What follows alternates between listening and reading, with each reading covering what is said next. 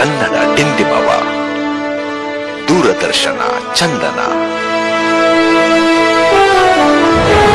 ಇದು ಕನ್ನಡ ವಾಹಿನಿ.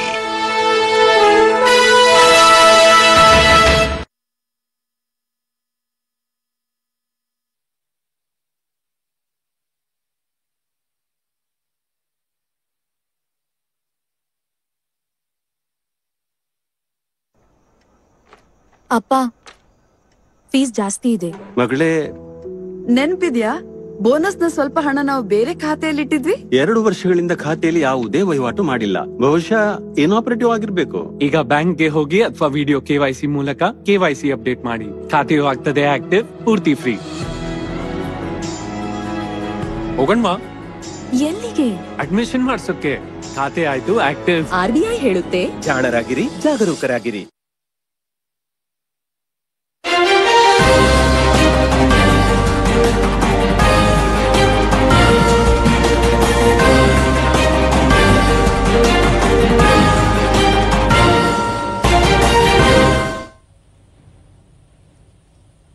ನಮಸ್ಕಾರ. ಮುಖ್ಯಾಂಶಗಳು. ದೆಹಲಿ ಕಾರ್ ಬಾಂಬ್ ಸ್ಫೋಟ ಪ್ರಕರಣ, ಷಡ್ಯಂತ್ರ ರೂಪಿಸಿದವರಿಗೆ ಕಠಿಣ ಶಿಕ್ಷೆ, ಪ್ರಧಾನಿ ನರೇಂದ್ರ ಮೋದಿ.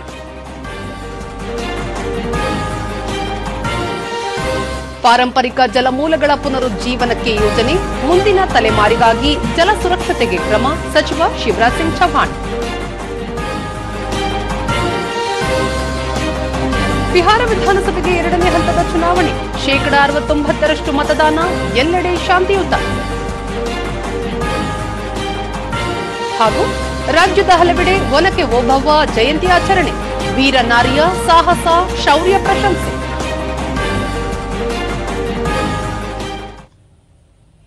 ವಾರ್ತೆಗಳ ವಿವರ. ಭಾರತ ಭೂತಾನ್ ಕೇವಲ ಗಡಿ ಸಹಯೋಗವಲ್ಲದೆ ಬಹುಹಿಂದಿನಿಂದಲೂ ಸಾಂಸ್ಕೃತಿಕವಾಗಿ ಪಾಲುದಾರಿಕೆ ಹೊಂದಿವೆ. ಎರಡೂ ರಾಷ್ಟ್ರಗಳು ಭಾವನಾತ್ಮಕ ಮತ್ತು ಉದಾತ್ತ ಮೌಲ್ಯಗಳ ಬಾಂಧವ್ಯ ಹೊಂದಿವೆ ಎಂದು ಪ್ರಧಾನಿ ನರೇಂದ್ರ ಮೋದಿ ಹೇಳಿದ್ದಾರೆ. 2 ದಿನಗಳ ಭೂತಾನ್ ಪ್ರವಾಸದಲ್ಲಿರುವ ಪ್ರಧಾನಿ ಇಂದು ಅಲ್ಲಿನ ರಾಜಧಾನಿ ಥಿಂಪುವಿನಲ್ಲಿ ಆಯೋಜಿಸಿದ್ದ ಬೃಹತ್ ಸಮಾವೇಶವನ್ನು ಉದ್ದೇಶಿಸಿ ಮಾತನಾಡಿದರು. ನಿನ್ನೆ ಸಂಜೆ ದೆಹಲಿಯಲ್ಲಿ ಸಂಭವಿಸಿದ ಬಾಂಬ್ ಸ್ಫೋಟ ಪ್ರಕರಣ ಉಲ್ಲೇಖಿಸಿದ ಪ್ರಧಾನಿ, ಘಟನೆಗೆ ಕಾರಣರಾದವರನ್ನು ಸುಮ್ಮನೆ ಬಿಡುವುದಿಲ್ಲ, ಸ್ಫೋಟದ ಷಡ್ಯಂತ್ರ ಮಾಡಿದ ಎಲ್ಲರನ್ನೂ ನ್ಯಾಯಾಂಗದ ವ್ಯಾಪ್ತಿಗೆ ತರಲಾಗುವುದು ಎಂದರು. ಘಟನೆಯಲ್ಲಿ ಮೃತಪಟ್ಟವರ ಕುಟುಂಬಗಳ ದುಃಖದೊಂದಿಗೆ ಇಡೀ ದೇಶ ಭಾಗಿಯಾಗಿದೆ ಎಂದ ಪ್ರಧಾನಿ, ನಿನ್ನೆ ಇಡೀ ರಾತ್ರಿ ತಾವು ತನಿಖಾ ತಂಡದ ಸದಸ್ಯರೊಂದಿಗೆ ನಿರಂತರ ಸಂಪರ್ಕದಲ್ಲಿದ್ದು ಪರಾಮರ್ಶೆ ನಡೆಸಿದ್ದಾಗಿ ತಿಳಿಸಿದರು. ಭಾರತ ಶಾಂತಿ ಸೌಹಾರ್ದತೆಗೆ ಆದ್ಯತೆ ನೀಡುವ ರಾಷ್ಟ್ರವಾಗಿದ್ದು, ವಸುಧೈವ ಕುಟುಂಬಕಂ ಮತ್ತು ಸರ್ವೇ ಜನ ಸುಖಿನೋ ಭವಂತು ಎಂಬುದು ನಮ್ಮ ಮೂಲ ಮಂತ್ರವಾಗಿದೆ. ಆದರೆ ದೇಶದ ಭದ್ರತೆಯ ವಿಷಯದಲ್ಲಿ ಯಾವುದೇ ರಾಜಿ ಇಲ್ಲ ಎಂದರು. मैं पीड़ित परिवारों का दुख समझता हूं. आज पूरा देश उनके साथ खड़ा है. मैं कल रात भर इस घटना की जांच में जुटी सभी एजेंसियों के साथ, सभी महत्वपूर्ण लोगों के साथ संपर्क में था, विचार विमर्श चलता था, जानकारियों के तार जोड़े जा रहे थे. हमारी एजेंसियां इस षड्यंत्र की तह तक जाएगी. इसके पीछे के षड्यंत्रकारियों को बख्शा नहीं जाएगा. All those responsible will be brought to justice. Bharat Bhutan ನಡುವೆ ರೈಲು ರಸ್ತೆ ಸಂಪರ್ಕ ಮತ್ತಷ್ಟು ಬಲಪಡಿಸಲು ಹಾಗೂ ಗಡಿ ಭಾಗದ ಮೂಲಸೌಕರ್ಯ ಅಭಿವೃದ್ಧಿಗೆ ಆದ್ಯತೆ ನೀಡಲಾಗಿದೆ. ಭಾರತದ ಗಡಿ ಸಮೀಪ ಇರುವ ಗ್ಯಾಲೆಫೋ ಬಳಿ ಪ್ರವಾಸಿಗರ ಚೆಕ್ ಪೋಸ್ಟ್ ಶೀಘ್ರ ಆರಂಭಗೊಳ್ಳಲಿದೆ ಎಂದರು.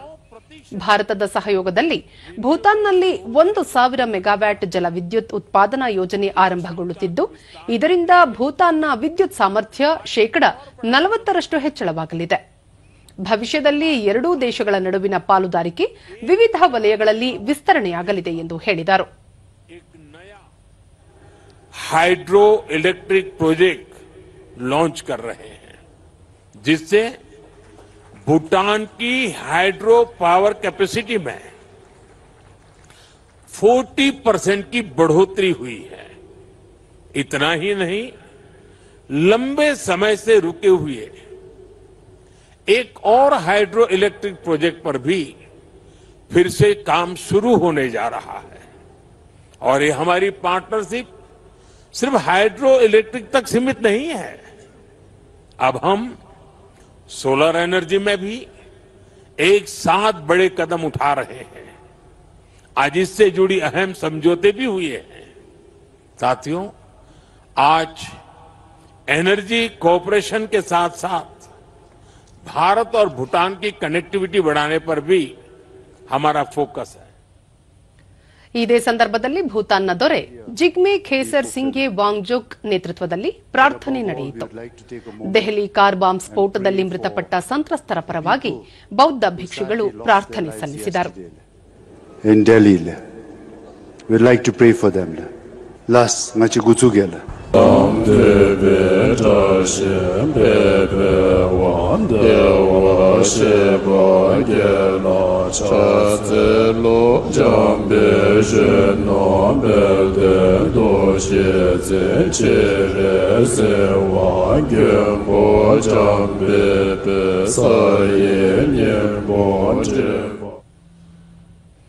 ಬಳಿಕ ಭಾರತ ಸಹಯೋಗದ ಪುನತ್ ಸಾಂಗ್ಚು 2 ಜಲವಿದ್ಯುತ್ ಯೋಜನೆಗೆ ಪ್ರಧಾನಿ ನರೇಂದ್ರ ಮೋದಿ ಹಾಗೂ ಭೂತಾನ್ನ ದೊರೆ ಜಿಗ್ಮೆ ಖೇಸರ್ ಸಿಂಘೆ ವಾಂಗ್ಚುಕ್ ಜಂಟಿಯಾಗಿ ಚಾಲನೆ ನೀಡಿದರು. ಯೋಜನೆ ಕುರಿತ ಕಿರುಚಿತ್ರ ಪ್ರದರ್ಶಿಸಲಾಯಿತು.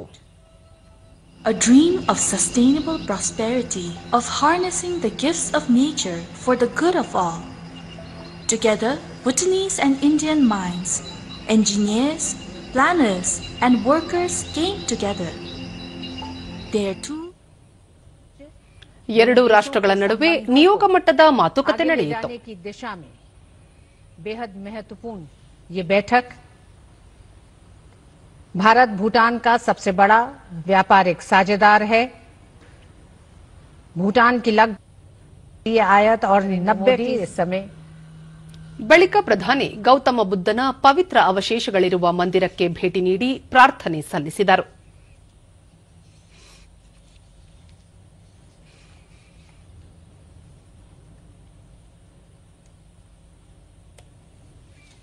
ದೆಹಲಿಯ ಕೆಂಪುಕೋಟೆ ಬಳಿ ನಿನ್ನೆ ಸಂಜೆ ಸಂಭವಿಸಿದ ಕಾರ್ ಬಾಂಬ್ ಸ್ಫೋಟಕ್ಕೆ ಸಂಬಂಧಿಸಿದಂತೆ ಕೇಂದ್ರ ಗೃಹ ಸಚಿವ ಅಮಿತ್ ಶಾ ನೇತೃತ್ವದಲ್ಲಿಂದು ಉನ್ನತ ಮಟ್ಟದ ಭದ್ರತಾ ಪರಿಶೀಲನಾ ಸಭೆ ನಡೆಯಿತು.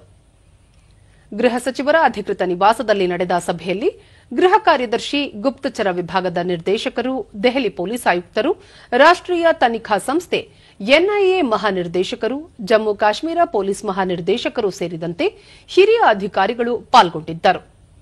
ಪ್ರಕರಣದ ಪ್ರತಿ ತಪ್ಪಿತಸ್ಥನ ವಿರುದ್ದವೂ ಅತ್ಯಂತ ಕಠಿಣ ಕ್ರಮ ಜರುಗಿಸುವಂತೆ ಸಚಿವ ಅಮಿತ್ ಶಾ ಸೂಚಿಸಿದರು.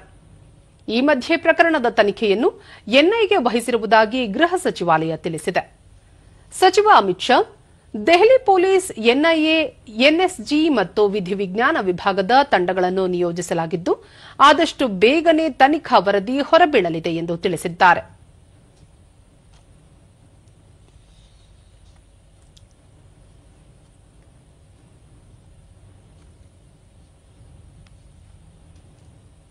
ಘಟನೆ ನಡೆದ ಕೆಂಪುಕೋಟೆ ಪ್ರದೇಶದಲ್ಲಿ ಬಿಗಿ ಭದ್ರತೆ ಕಲ್ಪಿಸಲಾಗಿದ್ದು ಕ್ಷಿಪ್ರ ಕಾರ್ಯಪಡೆ ತುಕಡಿಯನ್ನು ನಿಯೋಜಿಸಲಾಗಿದೆ. ಸೂಕ್ಷ್ಮ ಪ್ರದೇಶಗಳಲ್ಲಿ ಕಟ್ಟೆಚ್ಚರ ವಹಿಸಲಾಗಿದ್ದು ಸಾರ್ವಜನಿಕರ ರಕ್ಷಣೆಗೆ ಸಕಲ ಕ್ರಮ ಕೈಗೊಳ್ಳಲಾಗಿದೆ.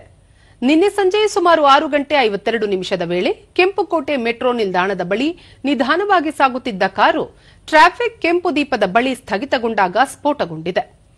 ಘಟನೆಯಲ್ಲಿ 8 ಮಂದಿ ಮೃತಪಟ್ಟಿದ್ದು 15 ಮಂದಿ ಗಾಯಗೊಂಡಿರುವುದಾಗಿ ದೆಹಲಿ ಪೊಲೀಸ್ ಆಯುಕ್ತ ಸತೀಶ್ ಗೋಲ್ಚಾ ತಿಳಿಸಿದ್ದಾರೆ. ಪ್ರಕರಣ ಕುರಿತಂತೆ ಕಾನೂನು ಬಾಹಿರ ಚಟುವಟಿಕೆ ತಡೆ ಕಾಯ್ದೆ, ಯುಎಪಿಎ, ಭಾರತೀಯ ನ್ಯಾಯ ಸಂಹಿತೆ ಹಾಗೂ ಸ್ಫೋಟ ಕಾಯ್ದೆ ಅಡಿಯಲ್ಲಿ ದೆಹಲಿ ಪೊಲೀಸರು ಪ್ರಕರಣ ದಾಖಲಿಸಿದ್ದಾರೆ.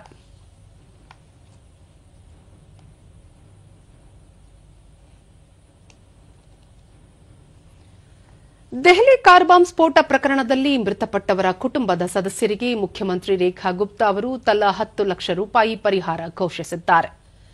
ಘಟನೆಯಲ್ಲಿ ಗಾಯಗೊಂಡು ಶಾಶ್ವತ ಅಂಗವಿಕಲರಾದವರಿಗೆ ತಲಾ 5 ಲಕ್ಷ ರೂಪಾಯಿ ಹಾಗೂ ಗಾಯಗೊಂಡವರಿಗೆ ತಲಾ 2 ಲಕ್ಷ ರೂಪಾಯಿ ಪರಿಹಾರ ನೀಡುವುದಾಗಿ ಅವರು ತಮ್ಮ ಎಕ್ಸ್ ಖಾತೆಯಲ್ಲಿ ತಿಳಿಸಿದ್ದಾರೆ.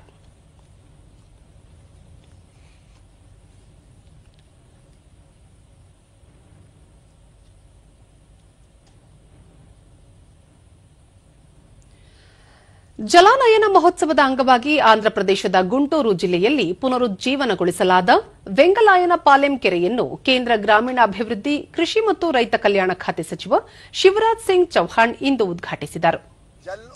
ಸುಮಾರು 21 ಎಕರೆ ವಿಸ್ತಾರದ ಈ ಕೆರೆಯನ್ನು 1 ಕೋಟಿ 20 ಲಕ್ಷ ರೂಪಾಯಿ ವೆಚ್ಚದಲ್ಲಿ ಜೀರ್ಣೋದ್ಧಾರಗೊಳಿಸಲಾಗಿದೆ.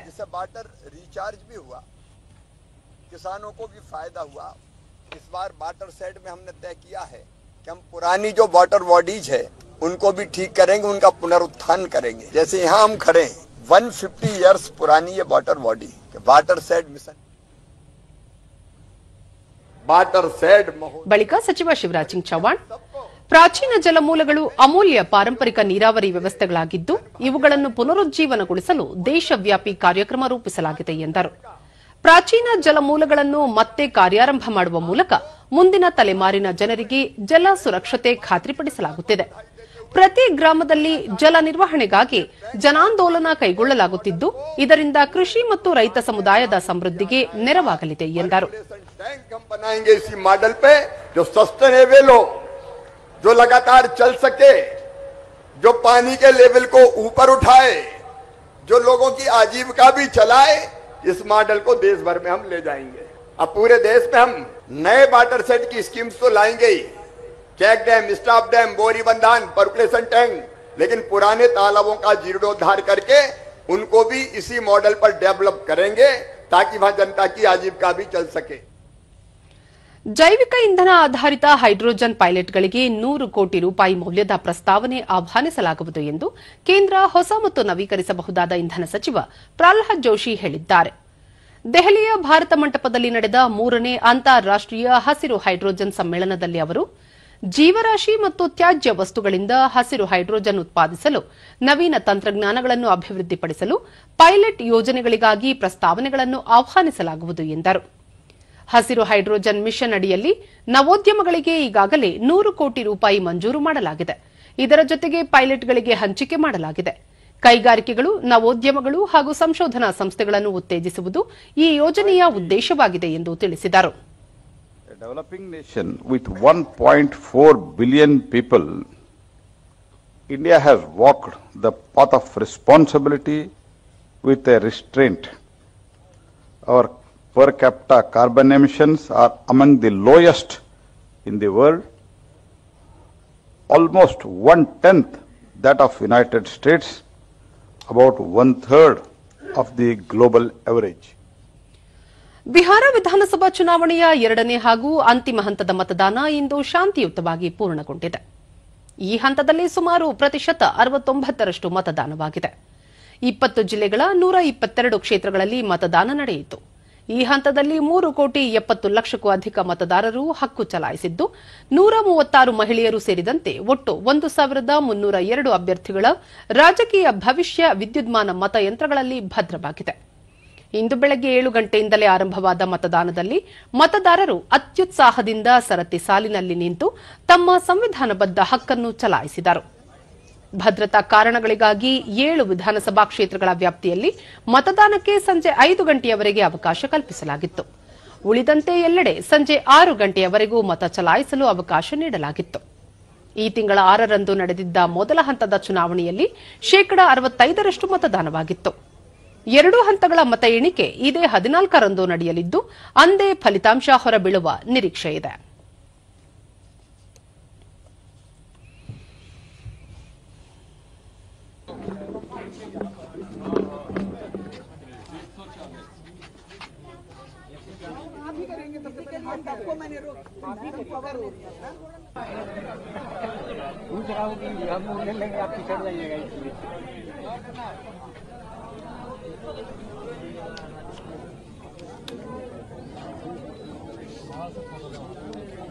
ಕೇಂದ್ರ ಪುರಸ್ಕೃತ ಅಮೃತ್ ಯೋಜನೆಯಡಿ ಕಲಬುರಗಿಯ ಸೇಡಂ ಪಟ್ಟಣಕ್ಕೆ ಕಾಚೂರು ಬ್ಯಾರೇಜ್ ಮೂಲದಿಂದ ಕುಡಿಯುವ ನೀರು ಸರಬರಾಜು ಯೋಜನೆಯ ಕಾಮಗಾರಿಗೆ ವೈದ್ಯಕೀಯ ಶಿಕ್ಷಣ ಸಚಿವ ಡಾ ಶರಣಪ್ರಕಾಶ ಪಾಟೀಲ ಶಂಕುಸ್ಥಾಪನೆ ನೆರವೇರಿಸಿದರು.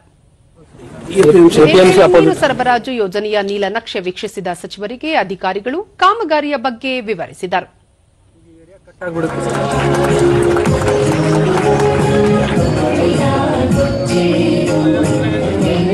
ಒಂದು ಆಡಳಿತಾತ್ಮಕ ಅನುಮೋದನೆಯನ್ನು ನೀಡಿತ್ತು. ಬಳಿಕ ಡಾ ಶರಣಪ್ರಕಾಶ ಪಾಟೀಲ್ 20 ಲಕ್ಷ ಲೀಟರ್ ನೀರು ಸಂಗ್ರಹಣಾ ಸಾಮರ್ಥ್ಯಕ್ಕೆ ಕುಡಿಯುವ ನೀರು ಸರಬರಾಜು ಯೋಜನೆ ಕಾಮಗಾರಿ ಕೈಗೆತ್ತಿಕೊಳ್ಳಲಾಗಿದೆ.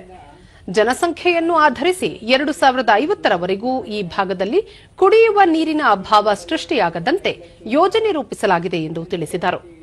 ಒಂದು ಓವರ್ ಟ್ಯಾಂಕು, ಆಮೇಲೆ ಇಲ್ಲಿ ನಾವು ಇವತ್ತು ಶಂಕುಸ್ಥಾಪನೆ ಮಾಡ್ತೀವಿ 705 ಅಲ್ಲಿ ಇಲ್ಲೊಂದು 2.5 ಲಕ್ಷ ಲೀಟರ್ ವಾಟರ್ ಟ್ಯಾಂಕು, ಆಮೇಲೆ ಇನ್ನೊಂದು ಗುಲ್ಬರ್ಗ ರೋಡ್ ಅಲ್ಲಿ ಒಂದು 2.5 ಲಕ್ಷ, ಯಾಕಂದ್ರೆ ಅಲ್ಲಿ ಕೂಡ ಬಹಳ ಮನೆ ಆಗ್ತಾ ಇವೆ ಅಂತೆ 2.5 ಲಕ್ಷ, ಸುಮಾರು 20 ಲಕ್ಷ ಲೀಟರ್ ಓವರ್ ಹೆಡ್ ಟ್ಯಾಂಕಿನ ಕೆಪಾಸಿಟಿಯನ್ನು ಇನ್ಕ್ರೀಸ್ ಮಾಡ್ತಾ ಇದ್ದೀವಿ.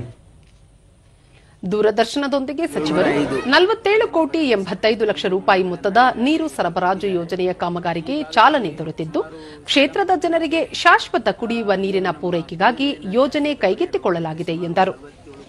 85 ಲಕ್ಷ ವೆಚ್ಚದಲ್ಲಿ ಇವತ್ತು ಹೊಸ ಒಂದು ಪೈಪ್ಲೈನ್ ಮತ್ತು ಓವರ್ ಹೆಡ್ ಟ್ಯಾಂಕ್ ಹಾಕೋದ್ರ ಮುಖಾಂತರ 2050ರವರೆಗೆ ಸೇಡಂ ನಗರದಲ್ಲಿ ಯಾವುದೇ ಕುಡಿಯುವ ನೀರಿನ ಸಮಸ್ಯೆ ಆಗಬಾರದು ಅಂತಕ್ಕಂಥ ಉದ್ದೇಶದಿಂದ ಇವತ್ತು ಈ ಕಾರ್ಯಕ್ರಮ ಮಾಡಿದ್ದಾರೆ. ಕಾರ್ಮಿಕ ಇಲಾಖೆ ಹಾಗೂ ವಿವಿಧ ಇಲಾಖೆಗಳ ಸಹಯೋಗದಲ್ಲಿ ಮಂಡ್ಯದಲ್ಲಿಂದು ಆಯೋಜಿಸಿದ್ದ ವಿವಿಧ ಅಸಂಘಟಿತ ಕಾರ್ಮಿಕರಿಗೆ ಸ್ಮಾರ್ಟ್ ಕಾರ್ಡ್ ವಿತರಣೆ ಹಾಗೂ ಸರ್ಕಾರದ ಯೋಜನೆಗಳ ಕುರಿತು ಅರಿವು ಮೂಡಿಸುವ ಕಾರ್ಯಕ್ರಮಕ್ಕೆ ಕೃಷಿ ಮತ್ತು ಜಿಲ್ಲಾ ಉಸ್ತುವಾರಿ ಸಚಿವ ಎನ್ ಚಲುವರಾಯಸ್ವಾಮಿ ಚಾಲನೆ ನೀಡಿದರು. ಈ ವೇಳೆ ಕಾರ್ಮಿಕ ಸಚಿವ ಸಂತೋಷ್ ಲಾಡ್, ಶಾಸಕರಾದ ರವಿಕುಮಾರ್, ದರ್ಶನ್ ಪುಟ್ಟಣ್ಣಯ್ಯ, ಜಿಲ್ಲಾಧಿಕಾರಿ ಡಾ ಕುಮಾರ ಸೇರಿದಂತೆ ಮತ್ತಿತರರು ಉಪಸ್ಥಿತರಿದ್ದರು. ಈ ಸಂದರ್ಭದಲ್ಲಿ ಕಾರ್ಮಿಕರಿಗೆ ಸ್ಮಾರ್ಟ್ ಕಾರ್ಡ್ ಹಾಗೂ ವಿವಿಧ ಸೌಲಭ್ಯಗಳ ವಿತರಣೆ ಮಾಡಲಾಯಿತು.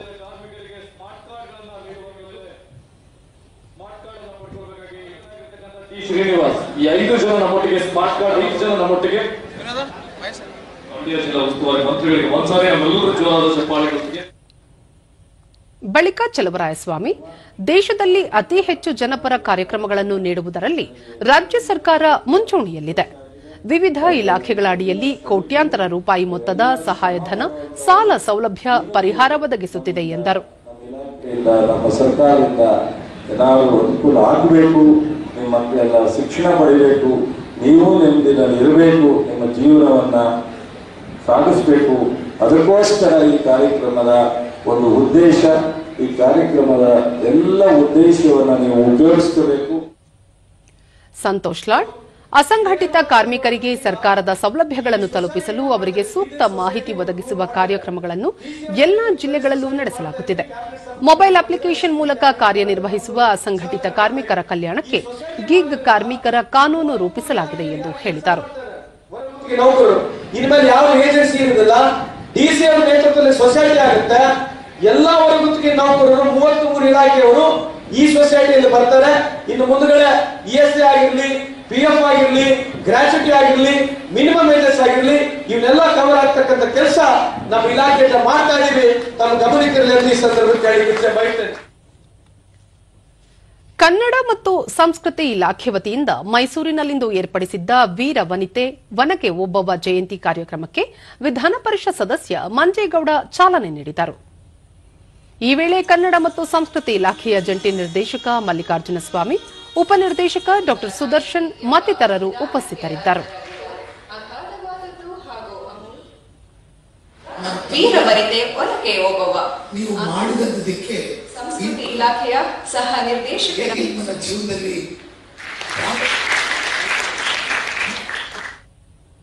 ಬಳಿಕ ಮಂಜೇಗೌಡ, ಒನಕೆ ಓಬವ್ವರ ವೀರ ಚರಿತ್ರೆ ಕೇಳುತ್ತಿದ್ದರೆ ರೋಮಾಂಚನವಾಗುತ್ತದೆ. ಮಹಿಳೆಯರ ಶಕ್ತಿ ಸಾಮರ್ಥ್ಯದ ಬಗ್ಗೆ ಅರಿವಾಗುತ್ತದೆ. ಇಂದಿನ ಹೆಣ್ಣು ಮಕ್ಕಳು ಎಲ್ಲ ಕ್ಷೇತ್ರಗಳಲ್ಲೂ ಸಕ್ರಿಯವಾಗಿ ಭಾಗವಹಿಸುವ ಮೂಲಕ ಸಮಾಜದ ಪ್ರಗತಿಗೆ ದೊಡ್ಡ ಮಟ್ಟದ ಕೊಡುಗೆ ನೀಡುತ್ತಿದ್ದಾರೆ ಎಂದು ಹೇಳಿದರು. ಅದೇ ಓದಿದಂಥ ಪಾಠವನ್ನ ನಾವು 3-4 ಸರಿ ಓದಿದ್ರು ಕೂಡ ತಲೆಗೆ ಹೋಗಲ್ಲ. ಇದನ್ನ ನಾವು ಕಲಿಬೇಕು, ಆ ಕಲಿತದನ್ನ ನಮ್ಮ ಜೀವನದಲ್ಲಿ ಅಳವಡಿಸ್ಕೋಬೇಕು ಅಂತಂದ್ರೆ ಇಂಥ ಒಂದು ಕಾರ್ಯಕ್ರಮದಲ್ಲಿ ಭಾಗವಹಿಸ್ತಕ್ಕಂಥದ್ದು ಬಹಳ ಮುಖ್ಯ. ವಿದ್ಯಾರ್ಥಿ ಹಿರಿಯರುಗಳೇ, ಪ್ರಾಧ್ಯಾಪಕರಾದ ಡಾಕ್ಟರ್ ವಿನೋದ, ರಾಜಮನೆತನಗಳು ಮಾತ್ರವಲ್ಲದೆ ಸಾಮಾನ್ಯ ಜನರು ಕೂಡ ನಾಡಿನ ಪರಂಪರೆಗೆ ಅಪಾರ ಕೊಡುಗೆ ನೀಡಿದ್ದಾರೆ. ನಾಡಿನ ಘನತೆ ರಕ್ಷಣೆಯ ವಿಷಯ ಬಂದಾಗ, ಶತ್ರುಗಳಿಂದ ಸಮಸ್ಯೆ ಎದುರಾದಾಗ ಸಾಮಾನ್ಯರು ಕೂಡ ಹೋರಾಡಿ ಹುತಾತ್ಮರಾದ ವೀರ ಪರಂಪರೆ ನಮ್ಮದು ಎಂದು ಹೇಳಿದರು. ಸಮರ ಪ್ರಜ್ಞೆಯಿಂದ ಕೆಚ್ಚದೆಯಿಂದ ಹೋರಾಡಿ ಹುತಾತ್ಮರಾದವರು ಸಹ ಕನ್ನಡ ಕುಲದೇವತೆಯ ಮುಕುಟದ ಮಣಿಯಾಗಿ ಬೆಳಗ್ತಾ ಇದ್ದಾರೆ. ಅಂತಹ ವೀರ ನಾರಿ, ಕನ್ನಡ ನಾಡಿನ ಹೆಮ್ಮೆಯ ಕುವರಿ, ಸಾಧಾರಣ ಮನೆಯೊಂದರ ಗರತಿ ಓಬವ್ವ.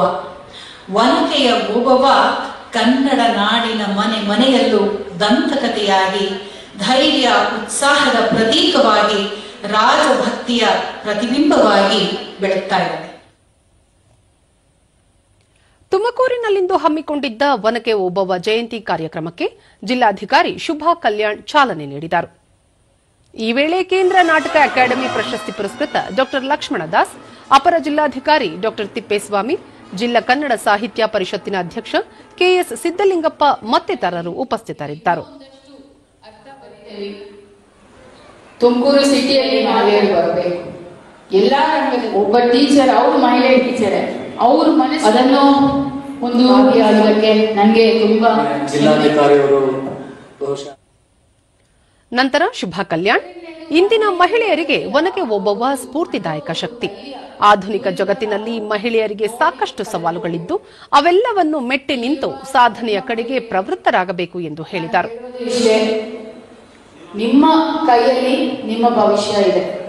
ತಾವು ನಿಮಗೆ ಕೊಟ್ಟಿರುವ ಅವಕಾಶದಲ್ಲಿ ನಿಮ್ಮ ಪೋಷಕರು ಇರಬಹುದು, ನಿಮ್ಮ ಶಾಲೆಗಳಿರ್ಬೋದು, ನಿಮಗೆ ಕೊಟ್ಟಿರುವ ಅವಕಾಶವನ್ನು ಸಂಪೂರ್ಣವಾಗಿ ತಾವು ಅದನ್ನು ಉಪಯೋಗ ಮಾಡಿದ್ರೆ ನಿಮಗೂ ಒಳ್ಳೆಯದಾಗುತ್ತೆ, ನಿಮ್ಗಿಲ್ಲದೆ ನಿಮ್ಮ ಇಡೀ ಸಮಾಜಕ್ಕೆ ಕೂಡ ಒಳ್ಳೆಯದಾಗುತ್ತೆ. ಕುವೆಂಪು ವಿಶ್ವವಿದ್ಯಾಲಯದ ಕನ್ನಡ ಭಾರತಿ ನಿರ್ದೇಶಕ ಪ್ರೊಫೆಸರ್ ನೆಲ್ಲಿಕಟ್ಟಿ ಎಸ್ ಸಿದ್ದೇಶ್, ನೆಲ ಜಲ ಜನಕ್ಕಾಗಿ ಜೀವದ ಹಂಗು ತೊರೆದು ಹೋರಾಡಿದವರಲ್ಲಿ ಓಬವ್ವ ಅತ್ಯಂತ ಮಹಾನ್ ಸ್ಫೂರ್ತಿಯ ಚಿಲುಮೆಯಾಗಿದ್ದಾರೆ. ಸಾಮಾನ್ಯ ಮಹಿಳೆಯಾದರೂ ಆ ಕಾಲಘಟ್ಟದಲ್ಲಿಯೇ ಅವರ ವೀರತ್ವ, ರಾಜಮನೆತನದ ಬಗ್ಗೆ ಅವರಿಗಿದ್ದ ಕರ್ತವ್ಯ ನಿಷ್ಠೆ ಅಸಾಧಾರಣವಾದದ್ದು ಎಂದು ತಿಳಿಸಿದರು. ಜನಕ್ಕಾಗಿ ತಮ್ಮ ಜೀವನದ ಹಂಗು ತೊರೆದು ಹೋರಾಡಿದವರಂತ ಸ್ಮರಣೆಯನ್ನು ಇಂದಿನ ಆ ಸ್ಮರಣೆ ಮಾಡಿಕೊಳ್ಳುವುದರ ಮೂಲಕ ಇಂದಿನ ಮುಂದಿನ ಬದುಕಿಗೆ ಸ್ಫೂರ್ತಿಯ ಚಿಲುಮೆಯಾಗುತ್ತೆ ಅಂತ ಇಂಥ ಪ್ರೇರಕ ಶಕ್ತಿ ವನಕೆ ಓಬವ್ವ ಮಾತು ಎಂದರೆ ತಪ್ಪಾಗಲ್ಲ. 29ನೇ ಕರ್ನಾಟಕ ರಾಜ್ಯ ಸ್ಕೌಟ್ಸ್ ಮತ್ತು ಗೈಡ್ಸ್ನ ಮಹಾ ಸಮ್ಮೇಳನವನ್ನು ಡಿಸೆಂಬರ್ 27ರಿಂದ ಜನವರಿ 1ರವರೆಗೆ ಬೆಳಗಾವಿಯ ಹೊನಗಾ ಗ್ರಾಮದಲ್ಲಿ ಏರ್ಪಡಿಸಲಾಗುತ್ತಿದೆ ಎಂದು ಮಾಜಿ ಸಚಿವ ಹಾಗೂ ಸ್ಕೌಟ್ಸ್ ಮತ್ತು ಗೈಡ್ಸ್ನ ರಾಜ್ಯ ಘಟಕದ ಅಧ್ಯಕ್ಷ ಪಿಜಿಆರ್ ಸಿಂಧ್ಯಾ ಹೇಳಿದ್ದಾರೆ. ಬೆಳಗಾವಿಯಲ್ಲಿಂದು ಅವರು ಸ್ಕೌಟ್ಸ್ ಮತ್ತು ಗೈಡ್ಸ್ನ ಜಾಂಬೋರೇಟ್ ಎನ್ನುವುದು ನಾಯಕತ್ವ, ಭ್ರಾತೃತ್ವ, ಶಿಸ್ತು, ಸೌಹಾರ್ದತೆ, ದೇಶಭಕ್ತಿ ಹಾಗೂ ಪ್ರತಿಭೆಗಳು ಹೊರಹೊಮ್ಮುವ ಜೀವನ ಶಿಕ್ಷಣ ನೀಡುವ ಮಕ್ಕಳ ಮೇಳವಾಗಿದೆ. ರಾಜ್ಯಾದ್ಯಂತ ವಿವಿಧ ಜಿಲ್ಲೆಗಳ ಸ್ಕೌಟ್, ಗೈಡ್, ರೋವರ್ ಮತ್ತು ರೇಂಜರ್ಗಳು ಸೇರಿದಂತೆ ಸುಮಾರು 5,000ಕ್ಕೂ ಹೆಚ್ಚು ಮಕ್ಕಳು ಹಾಗೂ ಶಿಕ್ಷಕರು ಭಾಗವಹಿಸಲಿದ್ದಾರೆ ಎಂದರು. ಮತ್ತು ನಮ್ಮ ಬೆಳಗಾವಿ ಜಿಲ್ಲೆಯ ಕರ್ನಾಟಕ ಸರ್ಕಾರದ ಜಿಲ್ಲಾ ಉಸ್ತುವಾರಿ ಮಂತ್ರಿಗಳಾದ ಸತೀಶ್ ಜಾರಕಿಹೊಳಿ ಸಹಿತ ಒಪ್ಪಿಗೆಯನ್ನು ಕೊಟ್ಟಿರೋದ್ರಿಂದ ಅನೇಕ ಶಾಸಕರುಗಳು, ವಿರೋಧ ಪಕ್ಷ ಇರ್ಬೋದು, ಆಡಳಿತ ಪಕ್ಷ ಇರ್ಬೋದು, ಇವರೆಲ್ಲರೂ ಸಹಕಾರವನ್ನ ನಾವು ಬಯಸಿದ್ದೇವೆ. ಈಗಾಗಲೇ ಅವರು ಎಲ್ಲರೂ ಒಪ್ಪಿಗೆಯನ್ನು ಕೊಟ್ಟಿದ್ದಾರೆ. ಇದರ ಹಿನ್ನೆಲೆಯಲ್ಲಿ ಬೆಳಗಾವಿನಲ್ಲಿ ಡಿಸೆಂಬರ್ 27ನೇ ತಾರೀಕಿನಿಂದ 7 ದಿನಗಳ 5,000 ಜನ ಶಿಕ್ಷಕರು ಮತ್ತೆ ಮಕ್ಕಳು ಇರ್ತಕ್ಕಂಥ ಈ ಒಂದು ಜಾಂಬುರೇಟ್ ಅನ್ನು ನಾವು ಮಾಡ್ತಾ ಇದ್ದೇವೆ. ಜಿಲ್ಲಾ ಪಂಚಾಯತ್ ಮುಖ್ಯ ಕಾರ್ಯನಿರ್ವಹಣಾಧಿಕಾರಿ ರಾಹುಲ್ ಶಿಂದೆ, ಈ ಕಾರ್ಯಕ್ರಮಕ್ಕೆ ಜಿಲ್ಲಾಡಳಿತದ ವತಿಯಿಂದ ಅಗತ್ಯ ಸಹಕಾರ ನೀಡಲಾಗುವುದು. ಪ್ರತಿಭೆ ಅನಾವರಣದ ಜೊತೆಗೆ ಜೀವನ ಕೌಶಲ್ಯ ತರಬೇತಿಯನ್ನು ನೀಡುವ ಉತ್ತಮ ಮಕ್ಕಳ ಮೇಳ ಇದಾಗಲಿದೆ ಎಂದು ತಿಳಿಸಿದರು. ಕಾರಣ ಪಬ್ಲಿಕ್ಗೆ ಕೂಡ ಅವ್ರು ಬಂದು ಏನಾಗ್ತದೆ ಅಂತ ಒಂದೊಂದು ವ್ಯೂವಿಂಗ್ ಸ್ಪಾಟ್ ಮಾಡಿದಲ್ಲಿ without disturbing the whole camp. So ಅವ್ರಿಗೆ ಕೂಡ ಒಂದು ಪ್ರೇರಣೆ ಆಗುತ್ತೆ ಅನ್ನೋದು ನನ್ನ ನಂಬಿಕೆ. ಆ ನಿಟ್ಟಿನಲ್ಲಿ ಈ ಒಂದು ಇವೆಂಟ್ ಸಕ್ಸಸ್ಫುಲ್ ಆಗ್ಲಿ ಅಂತ ನನ್ನ ಕಾರ್ಯಕ್ಕೆ ಅದಕ್ಕೆ ಸಂಬಂಧಪಟ್ಟಂಗೆ ನಮ್ಮ ಜಿಲ್ಲಾಡಳಿತ, ಜಿಲ್ಲಾ ಪಂಚಾಯತ್ ಹಾಗೂ ಪೊಲೀಸ್ ಇಲಾಖೆಯಿಂದ ನಮ್ಮ ಎಲ್ಲಾ ಸಹಕಾರಗಳು ನಾವು ಸ್ಕೌಟ್ಸ್ ಅಂಡ್ ಗೈಡ್ಸ್ ಸಂಸ್ಥೆಗೆ ಕೊಡ್ತೀವಿ ಅನ್ನೋದು ತಮ್ಮ ಮುಖಾಂತರ ಭರವಸೆ ಮಾಡ್ತೀವಿ. ಗಡಿ ಜಿಲ್ಲೆ ಬೆಳಗಾವಿಯ ಚಿಕ್ಕೋಡಿ ತಾಲೂಕಿನ ಹತ್ತರವಾಟ ಗ್ರಾಮ ಪಂಚಾಯಿತಿ ವ್ಯಾಪ್ತಿಯಲ್ಲಿ ಮಹಾತ್ಮ ಗಾಂಧಿ ರಾಷ್ಟ್ರೀಯ ಉದ್ಯೋಗ ಖಾತರಿ ಯೋಜನೆ ಮನ್ರೇಗಾ ಯೋಜನೆ ಯಶಸ್ವಿಯಾಗಿ ಅನುಷ್ಠಾನಗೊಳ್ಳುತ್ತಿದೆ. ಹಳ್ಳಗಳಲ್ಲಿ ತುಂಬಿರುವ ಹೂಳೆತ್ತುವುದು, ರಸ್ತೆ, ಕಾಲುವೆ ಸ್ವಚ್ಛತೆ ಮತ್ತಿತರ ಕಾಮಗಾರಿಗಳಲ್ಲಿ ನಿರುದ್ಯೋಗಿ ಕಾರ್ಮಿಕರನ್ನು ತೊಡಗಿಸಿಕೊಳ್ಳುವ ಮೂಲಕ ಅವರ ಜೀವನೋಪಾಯಕ್ಕೆ ಅನುಕೂಲ ಮಾಡಿಕೊಡಲಾಗುತ್ತಿದೆ. ಪಂಚಾಯಿತಿ ವ್ಯಾಪ್ತಿಯಲ್ಲಿ ಸುಮಾರು 400 ಕಾರ್ಮಿಕರಿಗೆ ಕೆಲಸ ನೀಡಲಾಗಿದೆ. ದಿನಕ್ಕೆ 370 ರೂಪಾಯಿ ಕೂಲಿ ನೀಡಲಾಗುತ್ತಿದ್ದು, ಇದನ್ನು ಸದ್ಬಳಕೆ ಮಾಡಿಕೊಳ್ಳುವ ಮೂಲಕ ಕಾರ್ಮಿಕರು ತಮ್ಮ ಆರ್ಥಿಕ ಸ್ಥಿತಿಯನ್ನು ಉತ್ತಮಗೊಳಿಸಿಕೊಳ್ಳಲು ಯೋಜನೆ ಸಹಕಾರಿಯಾಗಲಿದೆ.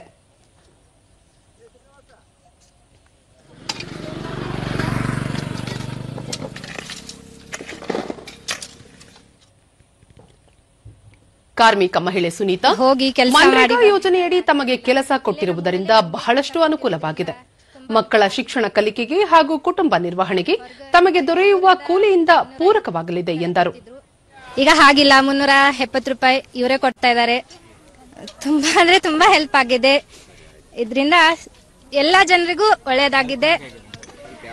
ಆರ್ಥಿಕವಾಗಿ ಮತ್ತೆ ನಮ್ಮ ಮಕ್ಕಳ ಸ್ಕೂಲ್ ಹೊತ್ತಿಂದಾಗಿ, ಆಮೇಲೆ ನಮ್ಮ ಈ ಕೆಲವೊಂದು ಸಂಘಗಳು ತುಂಬ ಇದಾವೆ, ಅದರಿಂದಾಗ್ಲಿ ನಮ್ಮ ಪ್ರತಿನಿತ್ಯದ ದಿನ ಖರ್ಚಿನ ವ್ಯವಸ್ಥೆ ಎಲ್ಲ ಈ ನಮ್ಮ ಒಂದು ಕೆಲಸದಿಂದನ ಚಲೋ ಆಗೈತಿ. ಮಾಹಿತಿ ಶಿಕ್ಷಣ ಸಂವಹನ ಸಂಯೋಜಕ ರಂಜಿತ್ ಕಾರ್ಣಿಕ್, ಗಡಿ ಜಿಲ್ಲೆಯಲ್ಲಿ ಮಹಿಳೆಯರು ಹಾಗೂ ಯುವಕರಿಗೆ ಕೆಲಸವಿಲ್ಲದೆ ಮಹಾರಾಷ್ಟ್ರದತ್ತ ವಲಸೆ ಹೋಗುವ ಪರಿಸ್ಥಿತಿ ನಿರ್ಮಾಣವಾಗಿತ್ತು.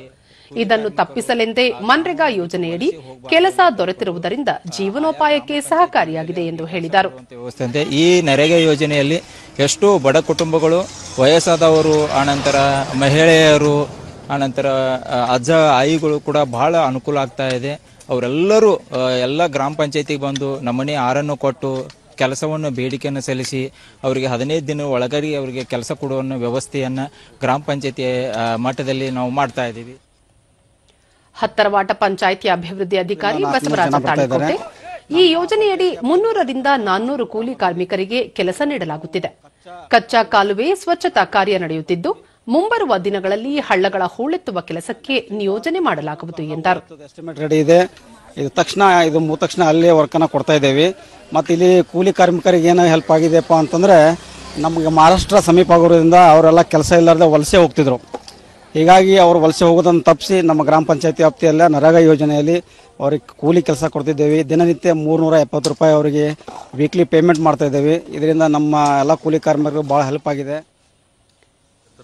ಚಿಕ್ಕೋಡಿ ತಾಲೂಕಿನ ಕಾರ್ಯನಿರ್ವಹಣಾಧಿಕಾರಿ ರವಿಕುಮಾರ್ ಹುಕ್ಕೇರಿ, ತಾಲೂಕು ವ್ಯಾಪ್ತಿಯಲ್ಲಿ 36 ಗ್ರಾಮ ಪಂಚಾಯಿತಿಗಳಿದ್ದು ಕೆಲಸ ಕೇಳಿಕೊಂಡು ಬರುವ ನಿರುದ್ಯೋಗಿ ಮಹಿಳೆಯರು ಮತ್ತು ಪುರುಷರಿಗೆ ಕೆಲಸ ನೀಡಲಾಗುತ್ತಿದೆ. ಕೇಂದ್ರ ಸರ್ಕಾರದ ಮಾರ್ಗಸೂಚನೆಯಂತೆ ಕೆವೈಸಿ ಡಿಜಿಟಲ್ ಮಾಹಿತಿ ಪಡೆದುಕೊಳ್ಳಲಾಗುತ್ತಿದೆ ಎಂದರು. ಕೆವೈಸಿಗೆ ಅಳವಡಿಸಿದ್ದೀವಿ. ಮುಂದಿನ ಇನ್ನೊಂದು ವಾರದಲ್ಲಿ ನಾವು 100% ಪ್ರಗತಿಯನ್ನು ಇದರಲ್ಲಿ ಸಾಧಿಸಿ ಯಾರ್ಯಾರು ಜಾಬ್ ಕಾರ್ಡ್ ಹೊಂದಿದ್ದಾರೋ, ಯಾರ್ಯಾರು ರಿಜಿಸ್ಟ್ರೇಷನ್ ಮಾಡ್ಕೊಂಡಿದ್ದಾರೋ ಅವರಿಗೆ ಅಗತ್ಯವಾದಲ್ಲಿ ಕೆಲಸವನ್ನು ನೀಡಲು ನಮ್ಮ ಗ್ರಾಮ ಪಂಚಾಯತಿಗಳು ಬದ್ಧವಾಗಿವೆ. ಇದರಿಂದ ಗ್ರಾಮ ಪಂಚಾಯತಿ ಹಾಗೂ ಗ್ರಾಮದಲ್ಲಿರುವ ಜನರನ್ನ ಆರ್ಥಿಕವಾಗಿ ಸಬಲೀಕರಣ ಮಾಡುವತ್ತ ನಾವು ಹೆಜ್ಜೆ ಇಡ್ತಾ ಇದ್ದೀವಿ. ಕೊನೆಯಲ್ಲಿ ಮತ್ತೊಮ್ಮೆ ಮುಖ್ಯಾಂಶಗಳು. ದೆಹಲಿ ಕಾರ್ ಬಾಂಬ್ ಸ್ಫೋಟ ಪ್ರಕರಣ, ಷಡ್ಯಂತ್ರ ರೂಪಿಸಿದವರಿಗೆ ಕಠಿಣ ಶಿಕ್ಷೆ, ಪ್ರಧಾನಿ ನರೇಂದ್ರ ಮೋದಿ.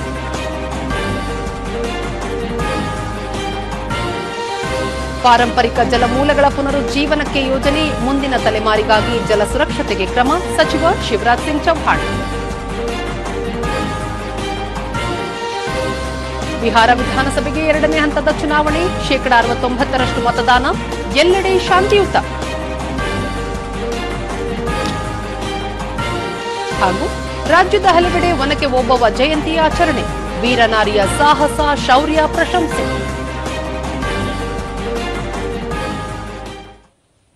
ವೀಕ್ಷಕರೇ, ನಮ್ಮ ವಾರ್ತಾ ಪ್ರಸಾರವನ್ನು ನೀವು ಡಿಡಿ ಚಂದನ ನ್ಯೂಸ್ ಯೂಟ್ಯೂಬ್, ಎಕ್ಸ್ ಖಾತೆ, ಇನ್ಸ್ಟಾಗ್ರಾಂ, ಫೇಸ್ಬುಕ್ ಹಾಗೂ ವಾಟ್ಸ್ಆಪ್ ಮೂಲಕವೂ ವೀಕ್ಷಿಸಬಹುದು. ಇಲ್ಲಿಗೆ ಇಂದಿನ ವಾರ್ತಾ ಪ್ರಸಾರ ಮುಕ್ತಾಯವಾಯಿತು. ಸತ್ಯ, ಸಮರ್ಥ, ಸಂಪೂರ್ಣ ಸುದ್ದಿಗಾಗಿ ವೀಕ್ಷಿಸಿ ಚಂದನ ವಾರ್ತೆ. ನಮ್ಮ ಮುಂದಿನ ವಾರ್ತಾ ಪ್ರಸಾರ ನಾಳೆ ಬೆಳಗ್ಗೆ 7:30 ನಮಸ್ಕಾರ.